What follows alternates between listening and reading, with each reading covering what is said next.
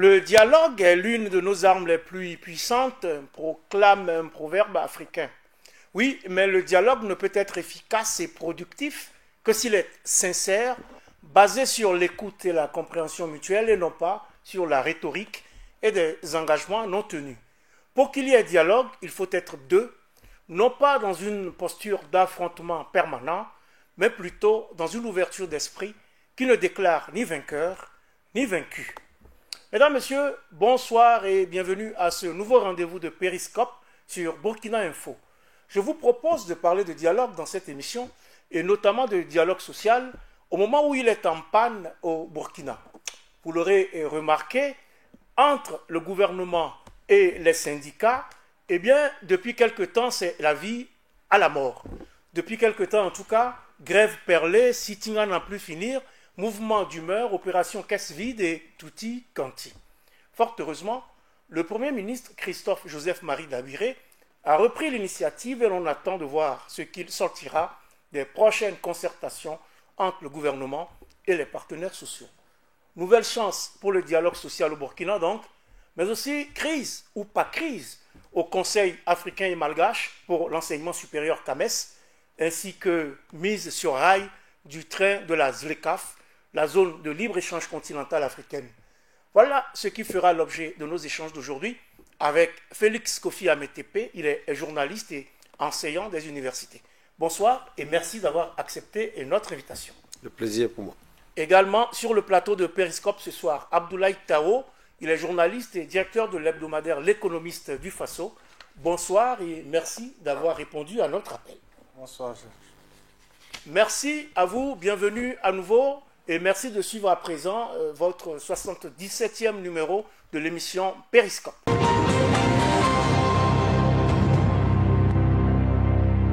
Après le faux départ du 21 mai dernier, le gouvernement du Burkina et les partenaires sociaux devraient renouer le fil du dialogue à partir du 22 juillet prochain. L'annonce en a été faite le 5 juillet à l'issue d'une audience accordée à l'unité d'action syndicale par le Premier ministre. Avant d'en parler avec mes invités, je vous propose de revenir sur le compte-rendu de cette audience dans ce reportage signé Mohamed Sanou de la rédaction de Burkina Info. Une reconnaissance de l'autre à la fois dans son identité et dans sa diversité.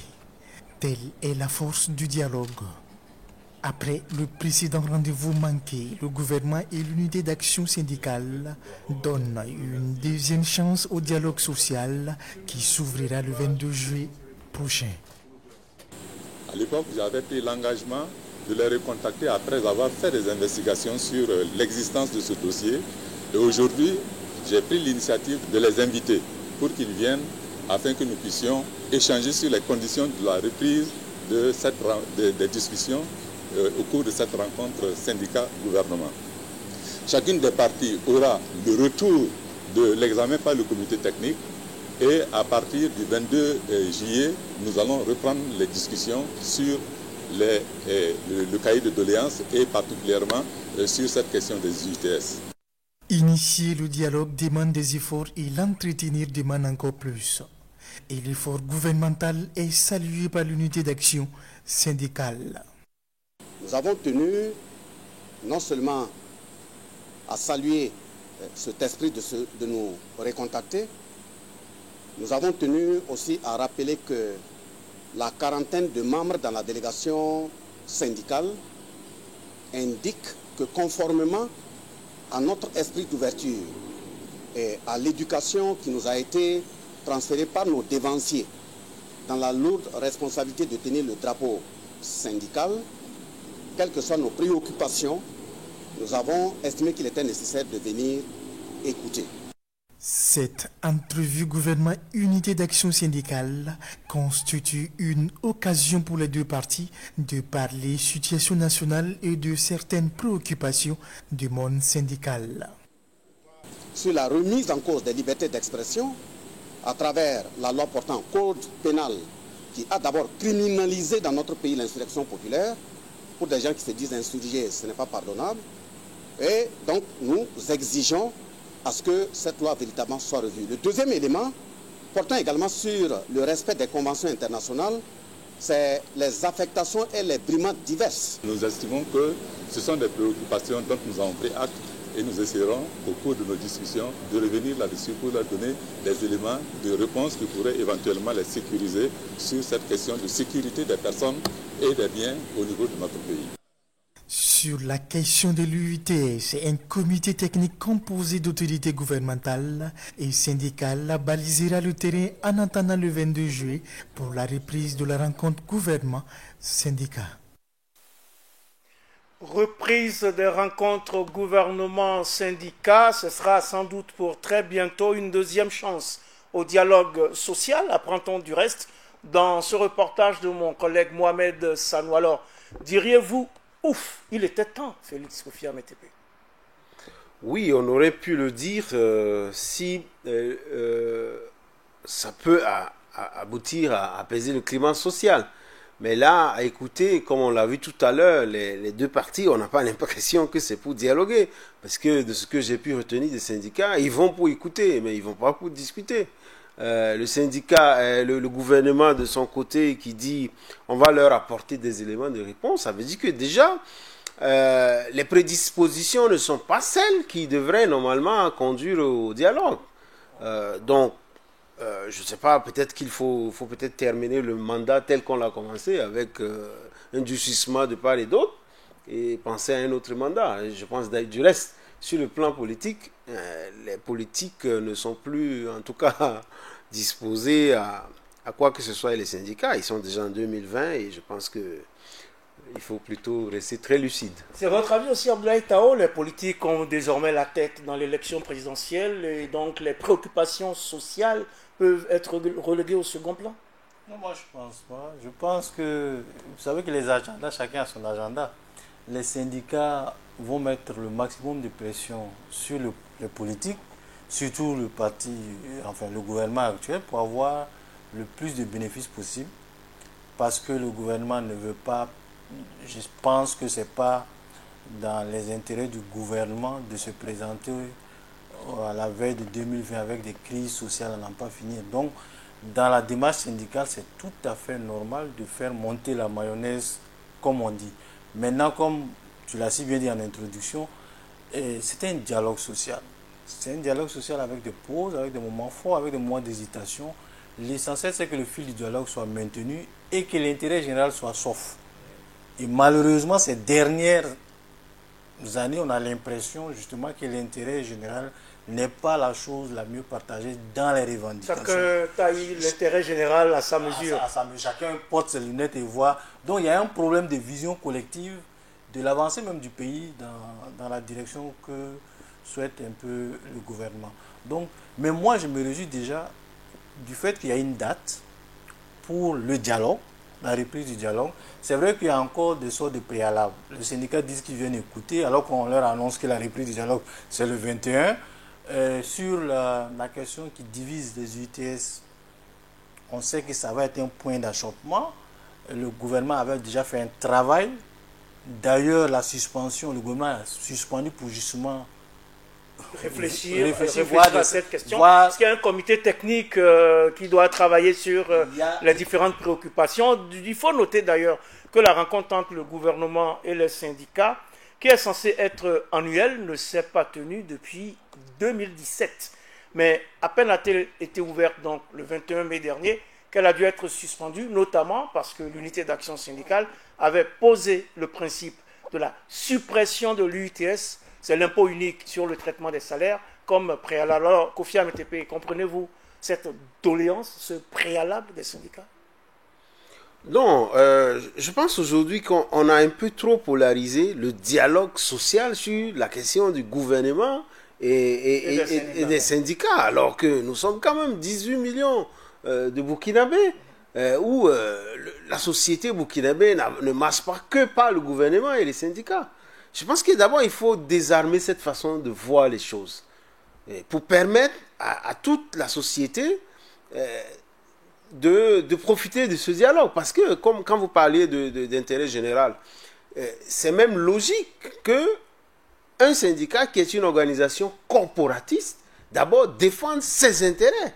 Il ne faut pas s'attendre à ce que des syndicats pensent prioritairement à un intérêt général. Donc quand il dit de supprimer l'UTS et les autres impôts que nous, les autres citoyens payent, si tout le monde devait se permettre de dire on supprime tel ou tel impôt, il n'y aurait plus d'État. Donc je pense que c'est cette façon même d'aller à ce genre de dialogue depuis le début de 2016 qui donne l'impression que finalement, bon, chacun fait à sa tête, on bloque tel ou tel ministère, on bloque tel ou tel département de fonctionnement, on est même allé jusqu'à jouer avec le concours d'entrée dans les fonctions publiques. Et je ne sais pas, parce que le problème aujourd'hui, c'est de craindre que le citoyen arrive à une désaffection de la collectivité et que les gens te disent, bon, après tout, à quoi bon de se dire citoyen? À quoi bon se dire citoyen? C'est terrible ce qui se passe en effet, mais est-ce que cela veut dire que cette date du 22 juillet est toujours en pointillé? Est-ce que, parce qu'on aurait pu penser que c'est parce qu'ils se sont accordés sur un certain nombre de choses qu'on va finalement aller à cette rencontre-là le 22 juillet, Abdoulaye Kao? Comme je disais, la réponse du syndicat n'est pas claire. Le gouvernement, en tout cas, a annoncé la reprise du dialogue pour le 22, mais il y a des préalables, comme je dis, il y a les comités techniques qui doivent travailler, échanger les documents, et ça va être versé au dialogue. Donc, on espère que d'ici le 22, chaque partie aura échangé les documents, se serait préparé pour que le dialogue ait effectivement lieu. Maintenant, personne ne peut présager aujourd'hui des conclusions de ce dialogue. Non, ça se laisse présager. Aujourd'hui, on a un secteur de la santé qui est bloqué. On a pratiquement la fonction publique, donc les GRH qui sont toujours en mouvement, donc la stratégie de l'escargot. On va parler de la santé et donc de la fonction publique. Mais tout d'abord, les gens ne sont pas prêts à dialoguer. Donc peut-être bon, je ne sais pas.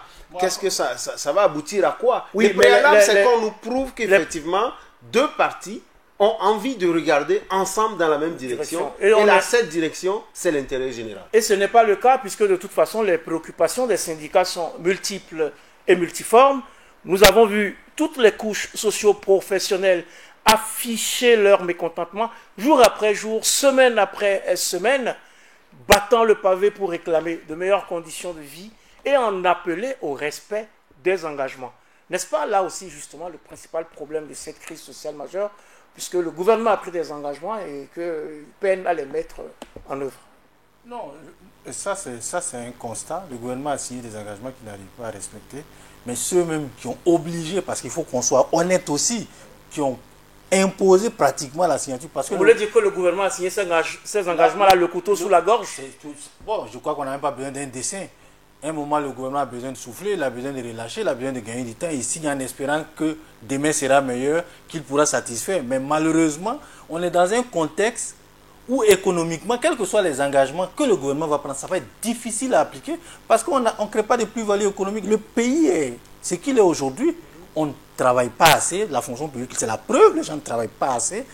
Ça impacte le privé parce que le privé n'arrive pas à collecter des ressources, à travailler, à investir. Donc, ça impacte tous les systèmes. Et voilà là où on se trouve, avec des engagements qu'on ne peut pas tenir. Si on les tient, ça veut dire que ça va être au prix encore de nouveaux sacrifices. Et qui va payer? Ce sont les citoyens, c'est le contribuable qui va casser. Et donc, c'est compliqué, Kofi ABTP, comme vous le dites tout à l'heure. Ça veut dire il y a une grosse cycle autour de cette affaire de dialogue social. Parce que chaque corporation demande au seul et même gouvernement de respecter ses engagements. Or, on sait bien que l'argent ne sort pas de la poche ni du Premier ministre, ni du président du Faso.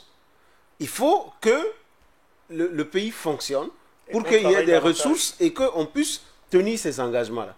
Mais regardez bien, ceux qui sont salariés aujourd'hui dans le système, ils sont minoritaires. 200 000.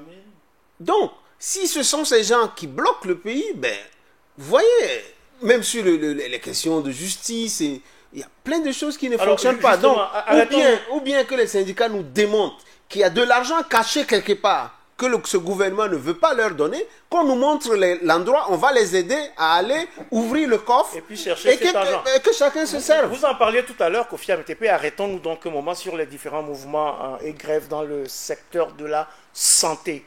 On a vu les blouses blanches dans les rues, réclamant la mise en œuvre donc, des engagements gouvernementaux au sujet de la fonction publique hospitalière. On a vu aussi cette opération caisse vide qui prive l'État d'une bonne partie de ses recettes, une situation qui a fait réagir l'Observatoire citoyen sur l'accès aux services de santé qui interpelle le chef de l'État. Alors, c'est une bonne interpellation de cette OSC qui intervient dans le domaine de la santé, mais justement, ce secteur de la santé, c'est un secteur assez sensible et pourtant, on a donc cette crise-là qui continue de perdurer.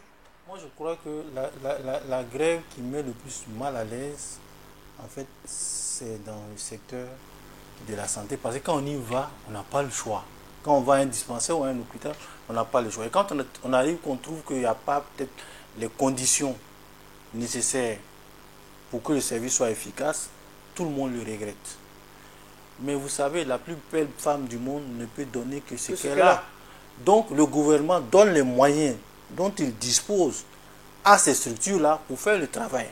Chacun fait de son mieux. C'est vrai qu'on peut revendiquer de meilleures conditions, mais souvent, à trop tirer sur la corde, on a l'impression, je ne sais pas, on est en train d'aller progressivement vers un ras-le-bol. Le citoyen, personne ne pense au citoyen.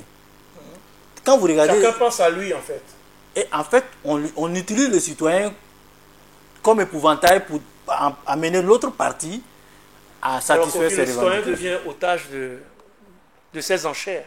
Oui, absolument, absolument. Otage lorsqu'il s'agit de voter, des otages des politiques, otage lorsqu'il y a grève, donc il ne bénéficie pas des services sociaux, et en même temps, on lui demande, lorsque tout ça sera réglé, c'est dans sa poche qu'il faut venir chercher de l'argent pour régler les engagements. Je pense qu'aujourd'hui, on doit siffler la fin de cette façon de régler les problèmes pour se dire, ok, s'il y a des gens qui ont des informations sur la capacité du gouvernement à faire mieux, que ces gens révèlent ces informations, qu'on mette ça dans le débat, plutôt que de passer le temps à nous parler d'un gouvernement qui lui-même, aujourd'hui, regardez les services publics. Il y a même des services, des administrations aujourd'hui qui ne fonctionnent pas parce qu'il n'y a même pas de ressources pour faire bouger.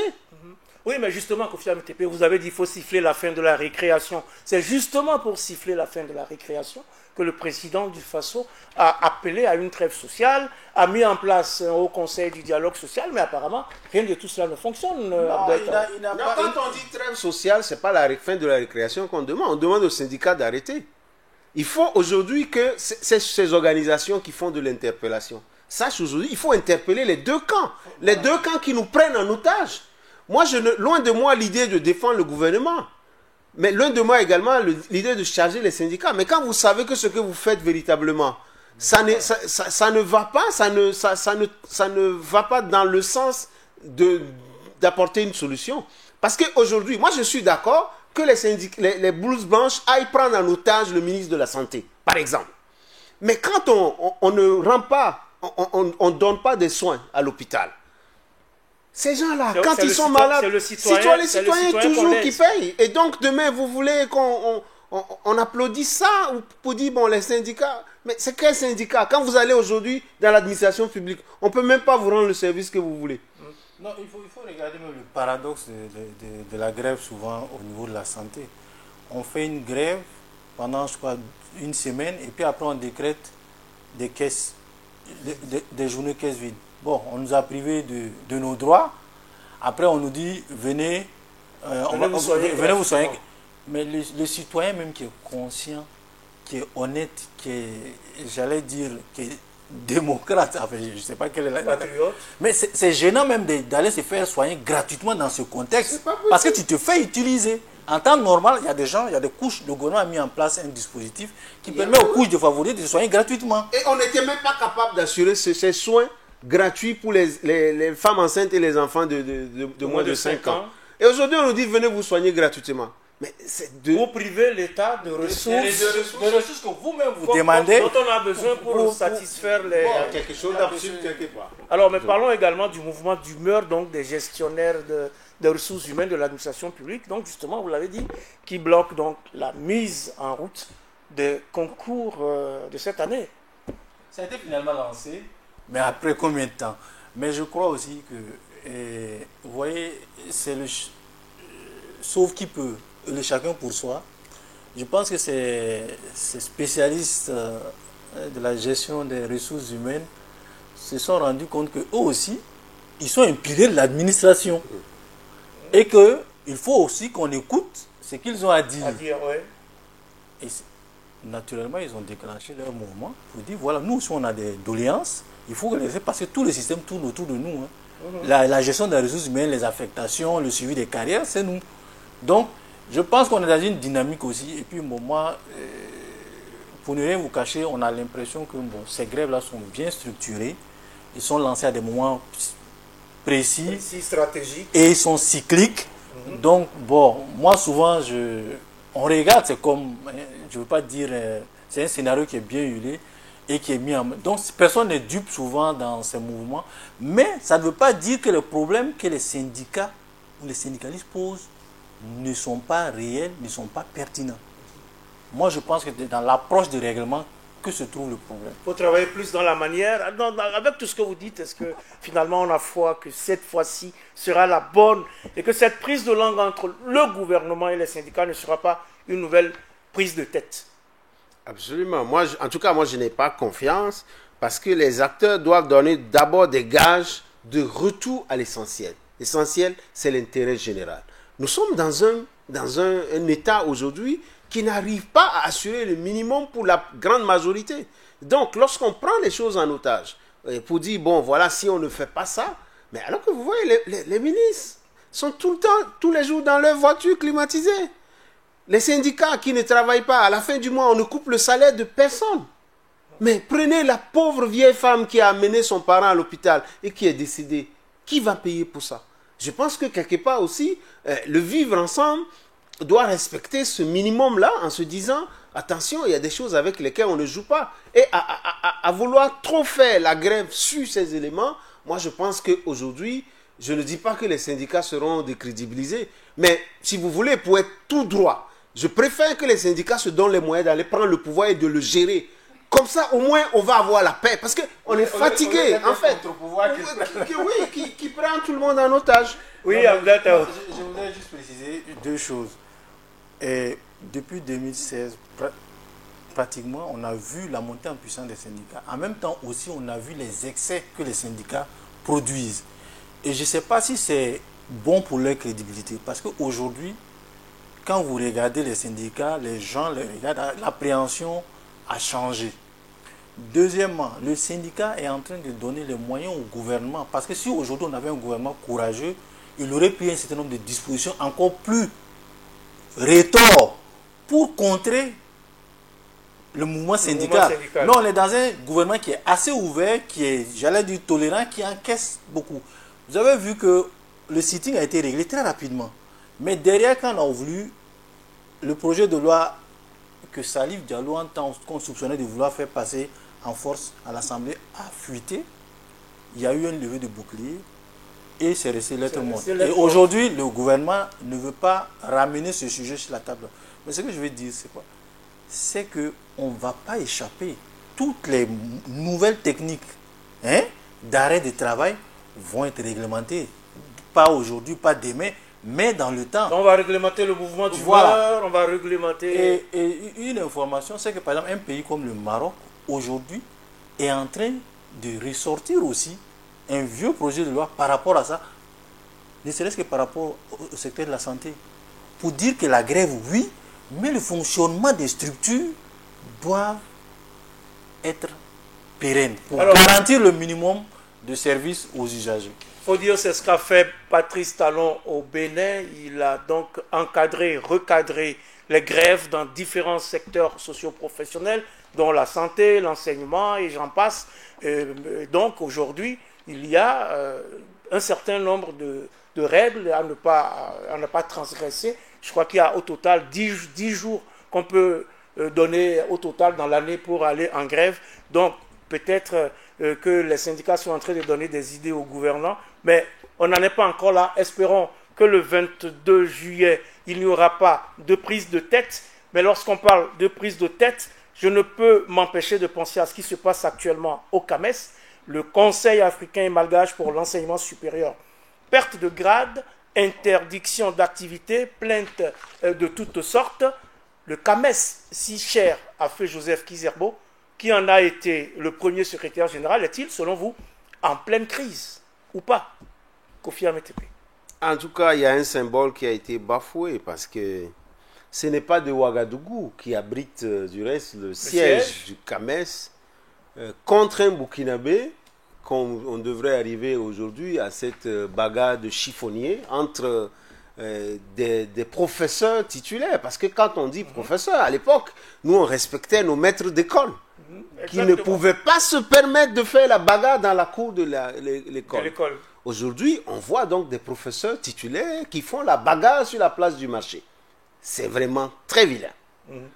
Parce que c'est avec ces genres de comportements que des analphabètes se saisissent du pouvoir et refusent de le donner.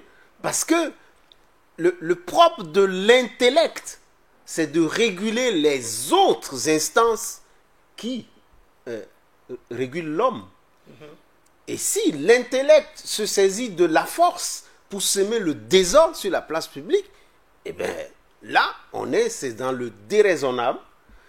Et quelque part, je pense que les professeurs, s'ils nous écoutent, il faut fermer très rapidement cette vilaine parenthèse. Il faut fermer rapidement cette vilaine parenthèse. Abdoulaye Tao, comment est-ce qu'il y a crise ou est-ce qu'il n'y a pas de crise? Bon, je crois que manifestement, il y a crise. On ne va pas aller jusqu'aux origines de la crise, mais il y a une instance qui s'est réunie, qui a pris des sanctions contre des membres du CAMES, des professeurs souvent émérites, des gens qui sont qui dirigent même des universités. Voilà, et bon, on tombe de nu quand on regarde un peu les sanctions, et je me dis effectivement qu'il y a un sérieux problème. Moi, j'espère seulement que ce n'est pas une querelle de personnes comme nos politiciens souvent nous ont habitués. J'espère que c'est des problèmes de fond, d'éthique, de déontologie qui vont être réglés par les instances, j'allais dire, appropriées. Mais c'est là où ce qui me gêne, c'est que le problème est sur la place publique. C'est sur la place publique. Et déjà, moi, quand on est surpris, quand on voit les noms, on jette souvent des noms en pâture. Et si demain, par exemple, je sais que cette affaire va aller en justice, si demain, ces gens-là sont blanchis, mais le mal est déjà fait. C'est pour cela que je trouve que dans la gestion de ce dossier, il y a eu quand même, pas peut-être de légèreté, mais on aurait pu faire attention à ce que ça n'atteint pas ce niveau. En tout cas, je demande et je redemande s'il y a crise ou pas, parce que pour l'universitaire et homme politique béninois prudent Victor Tokpanou, lui aussi cité dans cette affaire de plagiat et autres au CAMES, il n'y a pas de quoi fouetter un chat. Intervenant dans l'émission 100% Bénin de la chaîne de télévision Sika TV, Victor Tokpanou a affirmé en effet que, je cite, au CAMES, nous sommes des milliers d'enseignants, toutes disciplines confondues, et donc si dans les milliers d'enseignants, on n'en sanctionne que 5, 6, 7, c'est un facteur mineur, c'est un problème vraiment marginal. Fin de citation. Ce qui se passe au CAMES, est-il donc juste une tempête dans un verre d'eau? Je répète la question. Non, ça peut ne pas être une tempête dans un verre d'eau parce que les conséquences, ça peut être systémique. Vous voyez, aujourd'hui, on apprend qu'un pays comme le Bénin, justement, risque de ne pas payer ses cotisations parce qu'ils ne sont pas d'accord avec ce qui... Enfin, des mesures de rétorsion. Oui, tout à fait. Ce n'est pas exclu que d'autres pays aussi entrent dans ce genre de dispositions. Et ça, ce n'est pas bon pour l'institution. Ce n'est pas bon pour la crédibilité de l'institution. Une institution qui délivre des certifications, qui contrôle l'enseignement supérieur dans plus d'une dizaine de pays en Afrique. Une vingtaine de pays en Afrique, qui se retrouvent avec des problèmes de plagiat, avec des problèmes de, j'allais dire, de personnes, parce qu'aujourd'hui, quand on regarde la nature de certains problèmes, c'est des questions de personnes. Je pense que ça peut aller très loin, mais tout dépend de comment les acteurs en interne vont circonscrire ce début d'incendie, parce que ça peut aller loin. C'est ça, plusieurs professeurs titulaires ont été sanctionnés par le CAMES. On parle de non-respect du code d'éthique et de déontologie de l'institution. On parle également de pratiques non conformes aux règles d'éthique, donc de plagiat. On parle de production irrégulière et non conforme de documents d'encadrement de thèse. Et ces sanctions qui ont été donc distribuées et par-ci par-là, il y en a beaucoup à l'université d'Abomey-Calavi au Bénin et l'université de Lomé au Togo, sont jugés arbitraires par les intéressés. Pour le professeur Komla Dodzi Kokoroko, par exemple, c'est le président de l'université de Lomé, et il estime que, je cite, il y a beaucoup de mensonges drapés dans les oripeaux de vérité, des faux, des non-dits, des clairs-obscurs. Heureusement, et sous réserve, de consacrer le délit de jeunesse, je reste digne, dit donc le président de l'université de Lomé, je reste digne, fier et debout. La vérité émergera en temps utile, car le droit, rien que le droit et tout le droit, sera dit. Fin de citation. C'est ce que vous expliquez tout à l'heure. Kofi Ahmed Tepe, que vous inspire donc tout cet épisode? C'est pas une question de droit, c'est une question d'éthique. Ici, on a affaire, même si j'ai bien aimé l'image de tempête dans un verre d'eau. Sauf que le verre d'eau aujourd'hui est posé sur la place publique. Et que ce verre d'eau, si ça se casse, c'est un symbole qui se détruit. Sur un continent où les étudiants prennent des cours sur des briques, sur un continent où l'université n'a plus de crédit, de crédibilité, où l'enseignant lui-même ne représente plus grand-chose parce qu'il ne produit rien, il n'est qu'un sac à salaire que des gouvernants se permettent des fois de ne pas payer. Alors, quelle est la place et le rôle que l'on veut assigner aujourd'hui aux universités dans cette Afrique où l'on pense que, bon, lorsque des professeurs titulaires se chamaillent sur la place du marché, ça ne fait rien. Évidemment, allons chez le marabout, allons chez le féticheur, retournons dans nos villages et fermons ces universités, transformons-les en des forges. En des forges, hein? Oui, pour faire autre chose plus utile pour l'Afrique. Si c'est très utile ce qu'ils ont fait, si nous nous sommes permis d'aller faire des bacs plus 8, des bacs plus 10, alors prenons au sérieux ce qui se passe pour nous dire, attention, nous sommes dans des États modernes. Et aucun État moderne ne peut se bâtir sans des universités. Bon, peut-être que nous, on n'a rien fait de nos universités, donc on peut les jeter. Oui. Voilà, donc allons-y alors, fermons-les, et remettons le pouvoir aux forgerons. Et je pense qu'il n'est pas question de fermer, mais je crois qu'il faut que choses comme ça, c'est des institutions qu'on doit respecter et qui doivent se respecter. Et si les premiers qui sont supposés les respecter ne le font pas, il y a un problème. Qu'est-ce qu'on problème alors? Et moi, c'est une première. Pour moi, c'est une première. Je n'ai pas la mémoire. Je ne me souviens pas d'avoir vu une crise pareille. Mais le problème étant posé, je pense que comme je n'aime pas parler de corporation, c'est quand même la confrérie des professeurs, oui, la sanction des pairs. Normalement, je pense que les pairs, s'ils sont honnêtes, c'est pour ça que j'espère que ce n'est pas des problèmes de personnes, que les instances se sont réunies, ils ont fait les investigations nécessaires, ils ont abouti à ces sanctions. C'est des suspensions, ce n'est même pas des sanctions définitives. Oui, mais justement, quand vous parlez de cela, en même temps, on ne peut pas oublier que vient de s'introduire dans ce feuilleton cette séquence burkinabé dans cette affaire Kames, et que là-dedans, on parle plutôt de problèmes de personnes. Effectivement, évidemment, c'est des problèmes. Les problèmes sont d'abord des problèmes de personnes, puisque ce sont les personnes qui créent les problèmes et qui sont capables de les résoudre. C'est des problèmes de personnes qu'on ne se voile pas la face sur la question. Mais qu'on en arrive à ce qu'on voit aujourd'hui, évidemment, ne soyons pas surpris que des fois les gens se disent à quoi bon votre école? À quoi ça sert vos universités pour lesquelles les parents ont dépensé tant d'argent, où nos États sont obligés des fois de sacrifier des fois des projets d'agriculture, d'élevage ou même d'adduction d'eau pour consacrer des sommes colossales pour la formation universitaire. Moi je pense que ce qu'il faut espérer, c'est que cette affaire aboutisse pour que ceux dont l'honneur doit être lavé soient lavés et que ceux qui sont fautifs subissent les... Quand on dit que cette affaire aboutisse, ça ne peut aboutir qu'entre eux. Je pense que là, ces professeurs ne mesurent pas la portée. C'est des affaires internes. Ça devait rester interne. Maintenant, ça a fuité. Maintenant, c'est bon, ça a fuité. Et je pense que d'abord, ils doivent faire leur propre mea culpa. On ne devrait pas même au sein, c'est une question un peu comme de la religion, les Toujours est-il universités. que la décision de suspendre le professeur Augustin Loada des travaux de la 41e session des comités consultatifs interafricains, donc suite à cette affaire d'enseignants déchus de leur grade, dans laquelle il est suspecté, dit-on, de complicité, la délégation du Burkina a décidé de ne pas participer donc à cette session. Est-ce une bonne décision selon vous?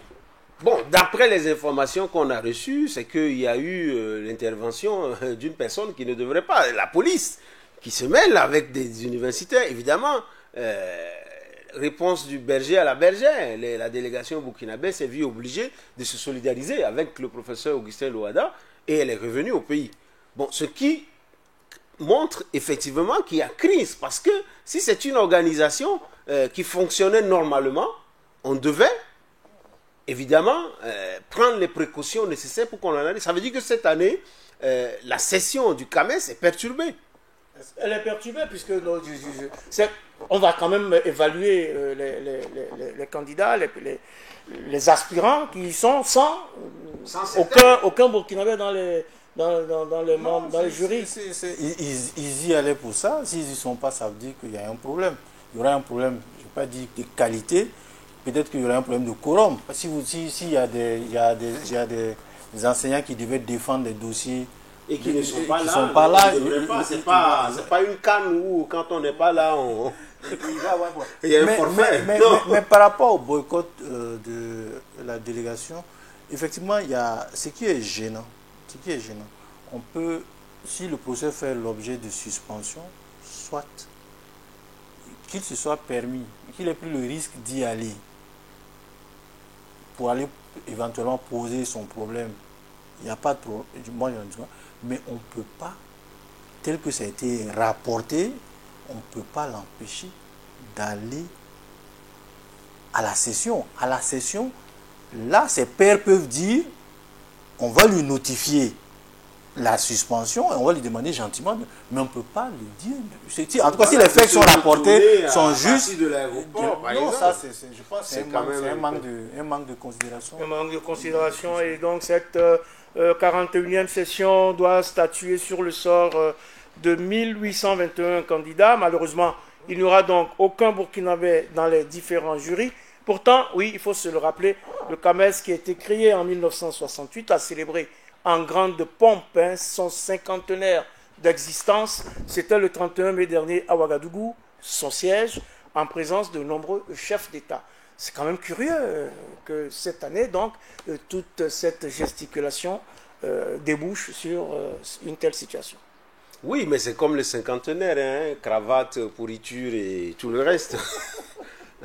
Oui, nous aimons les fêtes, nous aimons les apparences. Mais lorsqu'il s'agit de prendre les choses au sérieux, de prendre nos responsabilités pour que, justement, ce qui nous est cher garde toujours sa crédibilité, évidemment, voilà. C'est la preuve qu'on ne tenait pas beaucoup au CAMES. On fait la fête pour tout et en tout temps. Mais je pense que là, c'est la goutte d'eau qui montre, en tout cas, qu'il y a un malaise, aussi bien au CAMES que dans les universités elles-mêmes. Parce qu'aujourd'hui, nos universités n'ont pas toujours rempli leur vocation, celle de contribuer à la transformation progressive et progressiste des sociétés africaines. Ça reste encore à faire, justement. Le ministre de l'enseignement supérieur donc, a rencontré la communauté scientifique cet après-midi même. On attend une plus grande communication sur cette affaire, une communication officielle. À quoi devrait-on s'attendre finalement, Abdoulaye Traoré? Bon, je pense qu'à partir du moment où... En réalité, Augustin Loada est le représentant de l'État dans cette affaire. Oui, je comprends parfaitement la position du ministre. Effectivement, il faut en tirer les conséquences parce que c'est pas au niveau, parce que c'est pas ressenti seulement au niveau de la personne de Loada. C'est une délégation burkinabé qui devait aller présenter ses candidats avec ses arguments. Malheureusement, elle ne peut plus le faire. Donc, il faut en tirer vraiment les conséquences. Maintenant, il faut espérer, c'est ce que je dis, il faut espérer que ce qui se passe, ceux qui ont décidé d'initier cette opération, j'allais dire peut-être même propre, je ne sais pas si le règlement de compte, ça dépend de la perspective, qu'ils aient vraiment les bons arguments, hein, les moyens de leur politique, et ils montrent vraiment qu'ils ont le cœur blanc, comme on dit, en faisant ce qu'ils sont en train de faire. Ça va peut-être permettre de recoller rapidement les morceaux. Sinon, tel que c'est parti, bon, je pense que ce n'est pas dans l'intérêt, par exemple, du Burkina de dire que je me retire du Cameroun. Ce serait une grosse, j'allais dire, c'est une grosse faute. Parce qu'on ne peut pas sortir de cette communauté-là de cette façon. Mais il faut continuer à discuter et puis voir comment on peut effectivement sortir de cette impasse.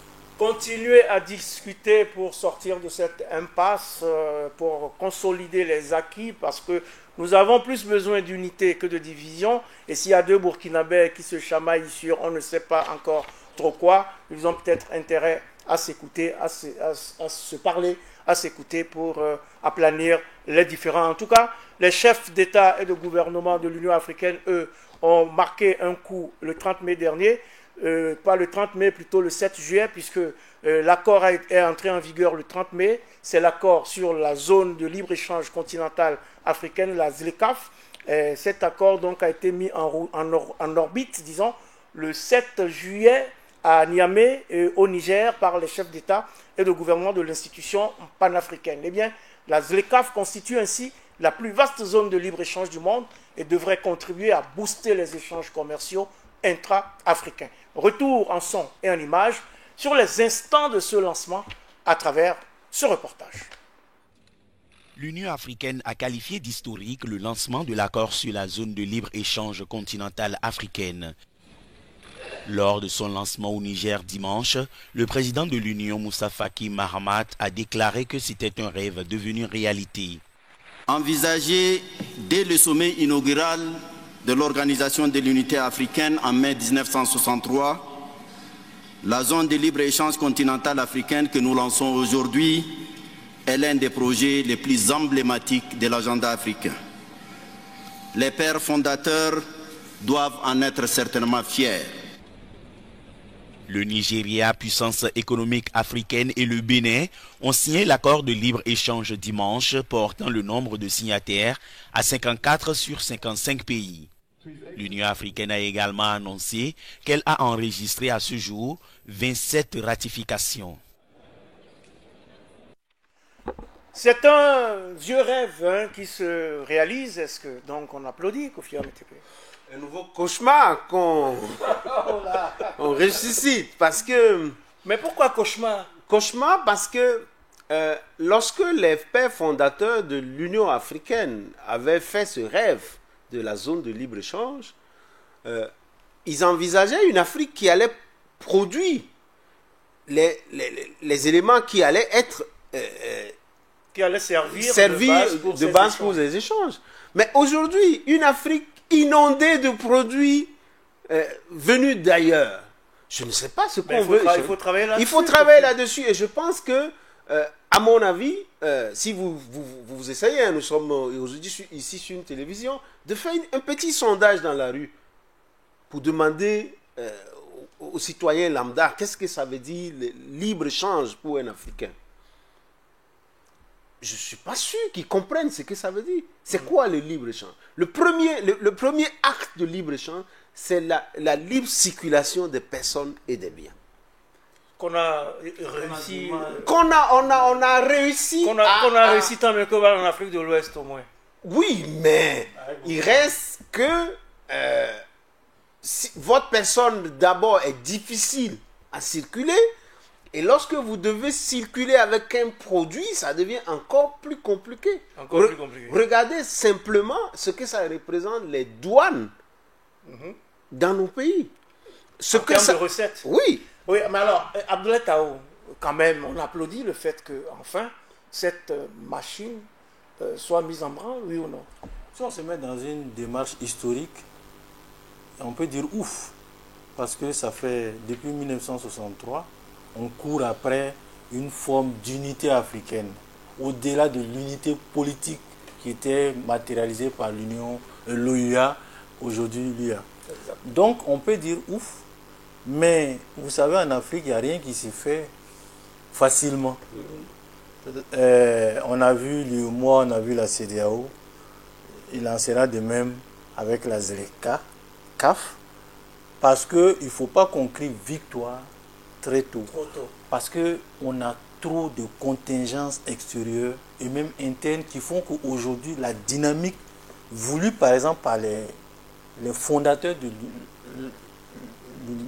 l'Organisation de l'Unité africaine, on a du mal. Les États sont trop souverainistes. Ils ne délèguent pas assez leur souveraineté. Aujourd'hui, si vous prenez l'espace UEMOA, les marchandises voyagent mieux que les hommes. Oui, mais là, vous parlez comme si vous étiez confessionnel. Non. Oui, mais justement, c'est pour montrer à quel point il y avait de vrais problèmes qu'il aurait fallu peut-être résoudre avant aujourd'hui. Parce que, historique par rapport à quoi? Ça, c'est plutôt de la rhétorique. Mais dans les faits, je suis sûr que le président de la commission, le Tchadien, quand il le disait, lui-même, il suffit de regarder le Tchad. Un Tchadien a besoin de visa pour aller vers ses voisins. Oui, exactement. Donc, comment vous voulez parler? Oui, parce que c'est une question grave, le libre-échange. Parce que là, on va vers l'intégration économique. C'est la condition sine qua non de l'intégration économique. Parce que l'économie ne vit que par les échanges. Ça veut dire que depuis 1963, l'Afrique n'avait pas encore la liberté d'échanger.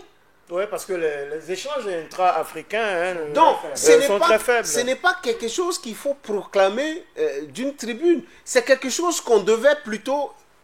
Pour moi, la symbolique n'est pas suffisamment forte. On devrait se trouver à la frontière d'un pays et se dire, lâcher un peu comme je ne sais pas, un symbole fort où on ouvre une frontière, on se dit, ben voilà, passez. Il n'y a rien à faire. Mais par exemple. Cela dit, ça peut... Je pense que ça ouvre de nouvelles perspectives. Exactement. Ça ouvre de nouvelles perspectives au niveau des échanges. D'ailleurs, c'est le but avoué que nous puissions commercer de façon plus large, importer et exporter à l'intérieur de la zone en régulant un peu les tarifs pour permettre de développer, de booster ces échanges. Quand vous prenez la CEDEAO a plus de combien d'années d'existence? On n'y parle de libre circulation. 75 de libre circulation des biens et des personnes.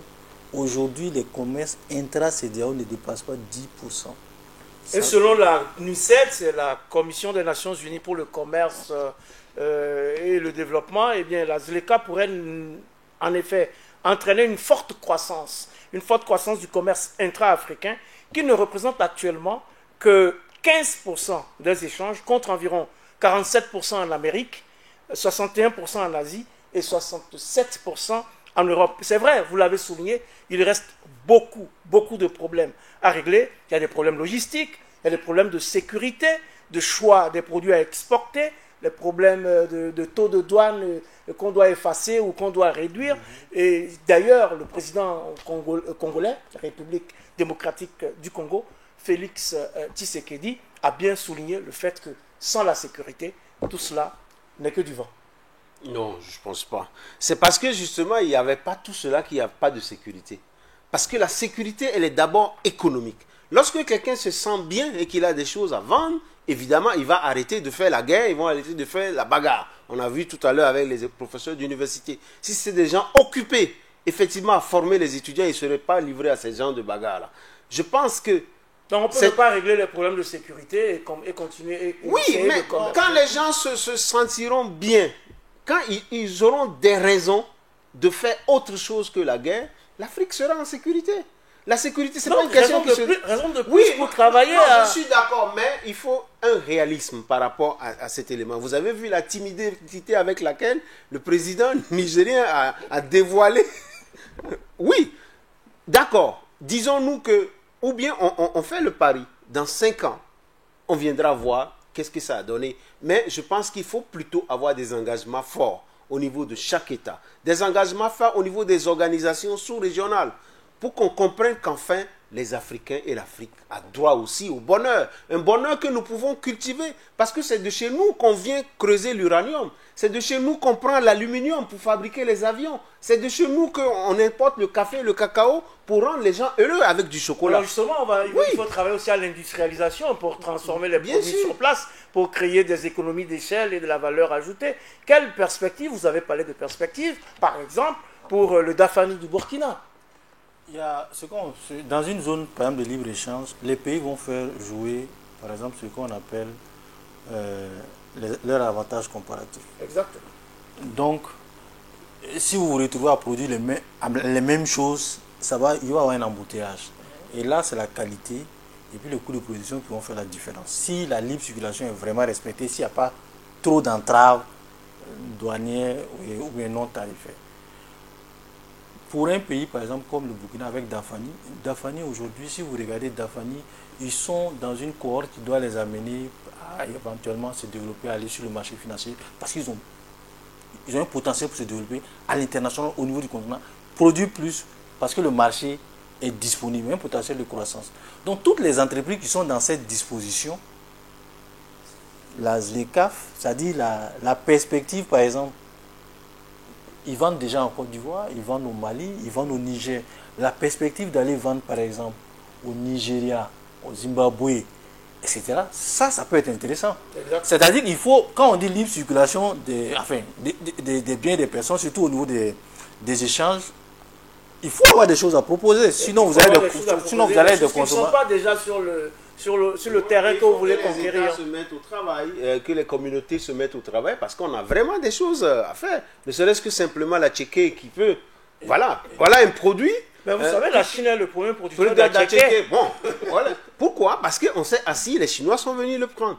Il y a plein de choses. Il y a des mangues avec Dafani. Il y a des fruits qui pourrissent dans une région, des dattes en Afrique du Nord.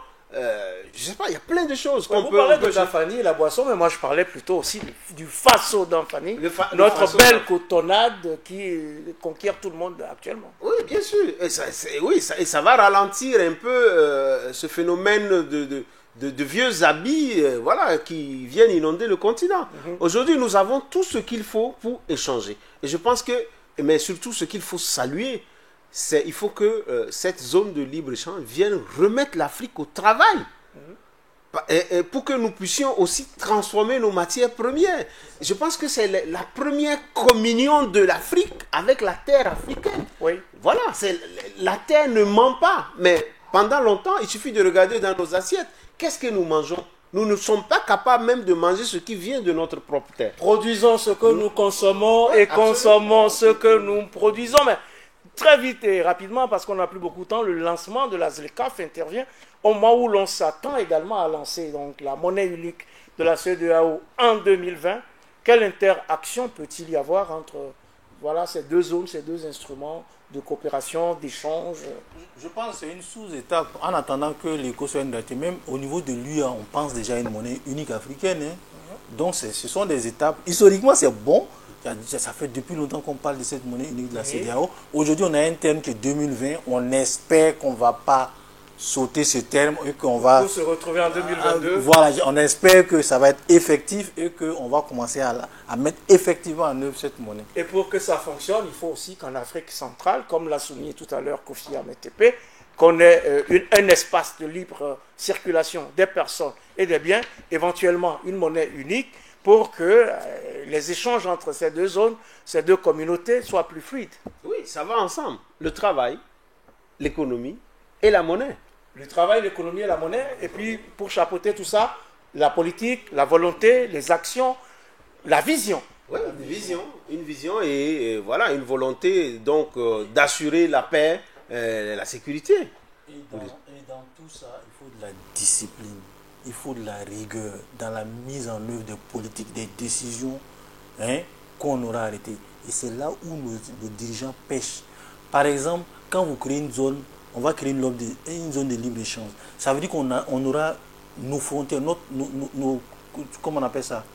Nos cordons douaniers vont reculer pour chaque pays. Ça veut dire que en matière de fraude, il faut être très vigilant. C'est-à-dire qu'un pays comme la Côte d'Ivoire doit travailler pour tous les pays de l'Interland pour que les produits qui ne doivent pas... Ça, il faut qu'on soit discipliné. Pourquoi on n'est pas finalement des produits chinois qui rentrent dans la compétition de cette nouvelle liberté que l'on crée et que c'est la zone de libre-échange profite effectivement aux Africains et qu'on arrête d'envoyer nos enfants dans la Méditerranée parce qu'ils vont chercher à travailler là où là où il y a leur richesse. Voilà. En tout cas, il faudrait travailler, il faudrait surtout que, comme vous l'avez souligné, on y mette de la discipline, de la rigueur.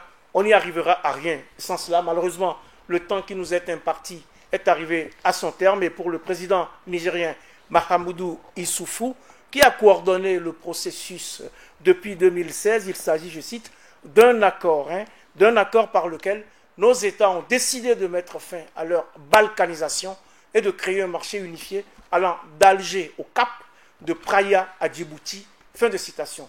Il appartient donc désormais aux États africains, leaders politiques, acteurs économiques et commerciaux, population, d'en saisir le sens, l'opportunité et la portée afin de réaliser l'unité africaine prônée par les pères de l'indépendance du continent. Mesdames, Messieurs, ainsi s'achève votre émission Périscope numéro 77 qui recevait pour vous Félix Kofi Ametepe. Il est journaliste et enseignant des universités. Merci. Également ce soir sur le plateau de Périscope, Abdoulaye Tao, directeur de publication de l'hebdomadaire L'Économiste du Faso. Merci. Merci à vous. La réalisation de cette émission porte la griffe d'excellence de Inès Sorgo, que je remercie, ainsi que toute l'équipe technique avec ce soir Ismaël Amadou à la caméra, Joseph Gilat au synthé au prompteur, Rosalie Sawadogo sur la console sonore, Idrissa Diallo à la diffusion. Mes invités et moi avons été maquillés par Madina Nsano. Merci également à vous toutes et à vous tous pour votre fidélité à ce rendez-vous de Burkina Info. Et tout en prenant soin les uns des autres, prenons également date pour le prochain numéro de Périscope, même jour, même heure, sur la chaîne qui vous donne les clés du monde.